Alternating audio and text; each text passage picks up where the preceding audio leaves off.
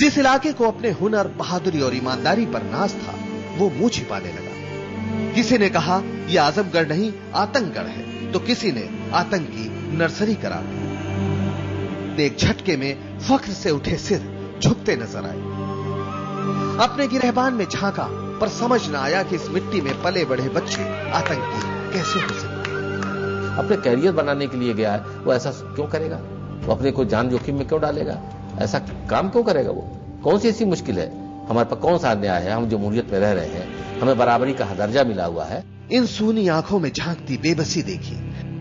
न ये कह सकते हैं कि पुलिस गलत है, न दिल ये मानने को तैयार है कि लड़के गुनहगार हो सकते हैं। लेकिन कुछ समय पहले आई पोस्टमार्टम रिपोर्ट से बटला हाउस मुठभेड़ की पुलिसिया कहानी पर सवाल उठ गए। इसके साथ ही आजमगढ़ सरगर्म हो गया।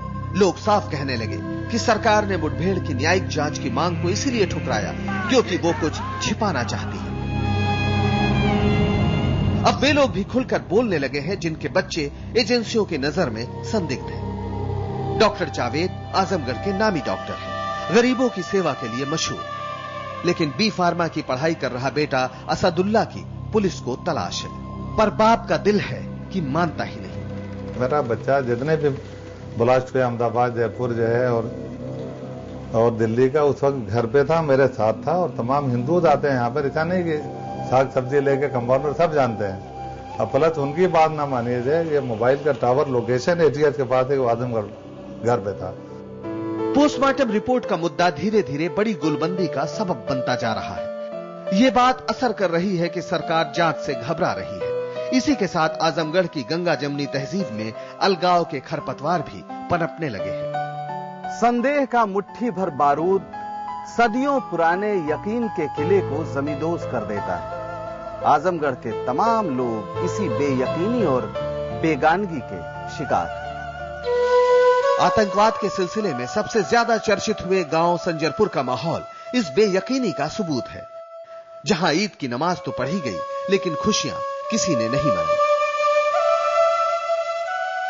साजिद और आतिफ इसी गांव के रहने वाले थे। यहां की हर जबान पर एक ही शिकायत है कि उन्हें इंसाफ नहीं मिल रहा है। हमें तो सबसे ज्यादा शिकायत जो है आपके ह्यूमन राइट्स कमीशन, जो कि दावा करता है कि हम साहब बड़े हमदर्द, ह्यूमन राइट्स के लिए हम लड़ते हैं, जान तक दे देंगे, दावा ये भी है। और मिन नॉन वही रिपोर्ट जो पुलिस ने बताई उनको, उन्होंने अदालत को लिख के दे दिया। अब क्या कहेंगे वो, जबकि बटला हाउस को फेक और फर्जी बताया गया है। लोगों के लिए इस बात का कोई मतलब नहीं कि सुप्रीम कोर्ट और मानव